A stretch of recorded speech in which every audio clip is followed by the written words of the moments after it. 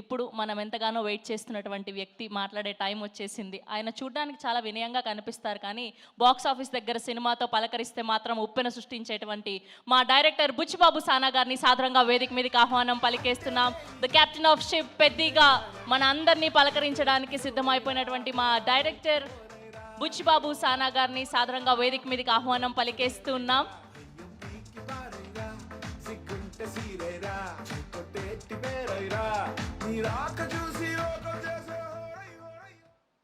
అందరికీ నమస్కారం అండి.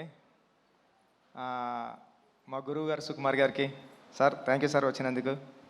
ఏం మాట్లాడడానికి ఏమీ లేదండి, సింపుల్గా చెప్పేస్తాను. ఏప్రిల్ 30ని రానందుకు క్షమించండి, జూన్ 4న వస్తున్నందుకు ఆశీర్వదించండి. Thank you so much.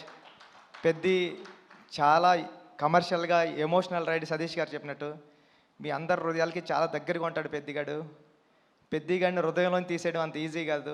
Thank you అండి, thank you so much. June 4న నా ప్రేమనంతా చరణ్ సార్ మీద చూద్దరు, కానీ ఈ అవకాశం ఇచ్చిన చరణ్ సార్కి థ్యాంక్ యూ సో మచ్ అండి. Thank you sir.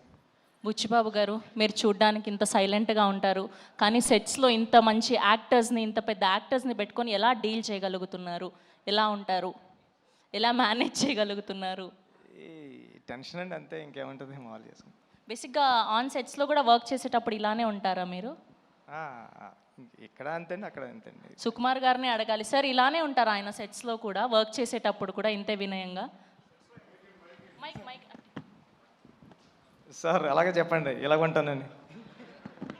సెట్స్లో ఇంకా వినయంగా ఉంటాడు, కానీ విశ్వరూపం కూడా ఉంటుంది. బికాజ్ ఒక డైరెక్టర్కి అంత కమాండ్ ఉంటే కానీ చేయలేరు కదా. So there are 2 sides.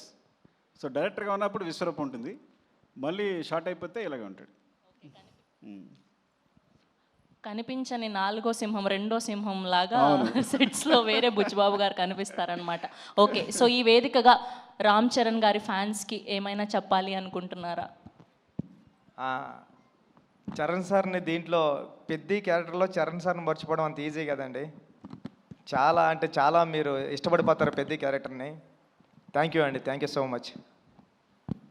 Okay, మాటలంటే మాట్లాడలేరు, కానీ ఒక 2 స్టెప్పులు అయితే వేయొచ్చు కదా. అది ఈ జన్మలో కదండి, వచ్చే జన్మలో కూడా కుదరదు. కాదండి, ఈ మధ్య డైరెక్టర్లు భారీగా స్టెప్పులు వేసేసి సినిమాని ప్రమోట్ చేస్తున్నారు, మనం కూడా ఎందుకు ట్రై చేయకూడదు చెప్పండి. ఈ స్టెప్పులు వేస్తానండి. Thank you. అయ్యయ్యో.